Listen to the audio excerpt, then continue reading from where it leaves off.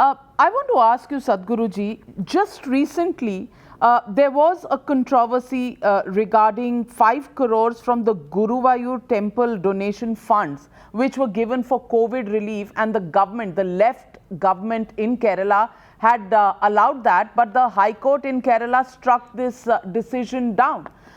Now, I want to ask you, on the one hand, you have the left government in Kerala doing what it wants with the donations that come to these temples.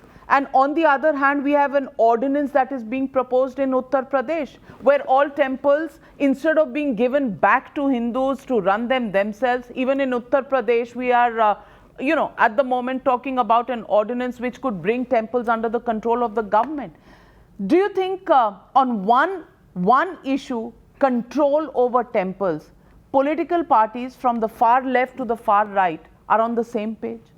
See, that is why the initial question that you asked, is this… are we taking sides in terms of political parties? Is this against an atheist belief versus AIADMK and BJP? No, I am saying all of them are doing the same thing.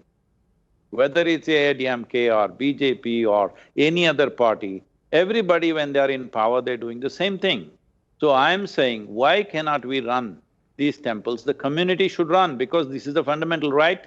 And you thinking unless government runs the temples, it will not be run well, is simply because you must understand the previous managements broke down when the country was in occupation. And whoever was working there became the managers and slowly like owners, so there was a lot of mismanagement. But temples were a vibrant places of this culture. People… especially in Tamil Nadu, we call many of our towns temple towns because the core of the town is the temple. Because of the temple, there is a town. It's not the other way around. There was a town and then they built a temple. It's not like that. Only because of the temple, there is a town. And the amount of work that's been done is absolutely incredible, both in terms of architecture, in terms of sculpture, art, engineering. There is no such thing anywhere in the world. That kind of stuff is there, but we are just letting it languish because without people's involvement, this is not going to happen. Temple is not a monument to be preserved by ASI, as it is being done in many places. If you leave it to the people, they will manage it in a vibrant way.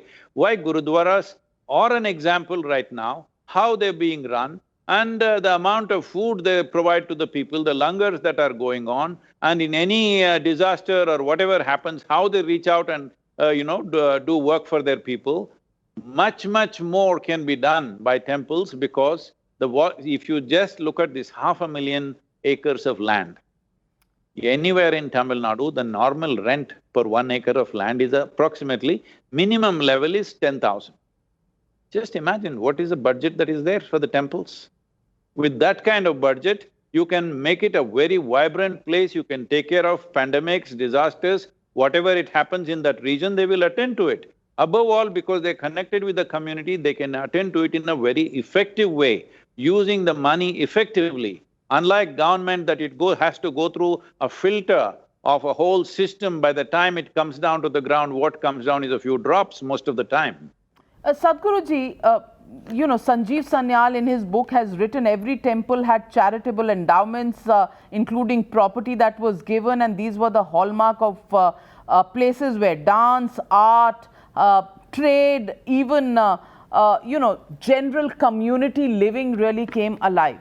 I want to ask you, a party like the BJP, which made its political debut or its political muscle flexing on the basis of the Ram temple movement, and finally gets a court order and is in the process of building a Bhavya Ram Mandir. In Uttar Pradesh is planning to bring in an ordinance. In Uttarakhand already has brought in 51 temples under government control, and in Kashi is opposing any such development or making of a Bhavya temple in Kashi itself.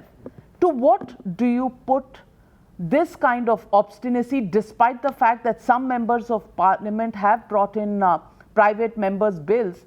It still hasn't become an issue within the BJP, which is supposed to be a champion party of the Hindutva. See, allowing a certain amount of margin for this, political parties have their own compulsions, variety of compulsions of their own, I don't want to get into that. All I'm saying is, after 74 years, before the 75th freedom, Independence Day happens, let in the center and in the states, because largely many of these are state laws, that's why I'm focusing on Tamil Nadu, they must come in how to, hand over the temples to the community. It need not be just done in one shot and let it collapse. It can be done properly, at least appoint a commission. Maybe a couple of Supreme Court judges can sit on it and see how it can be done. When everybody else can manage their affairs, why is it that one community, which is the majority community, cannot manage? So people will say caste, this, that. Well, there are solutions for all that. First of all, show the intent. Whatever your political compulsions are, you have to do your politics, I agree with you, but this is an express concern after 75 years of free India. If the freedom to practice one's religion the way they want doesn't exist, what kind of freedom is that?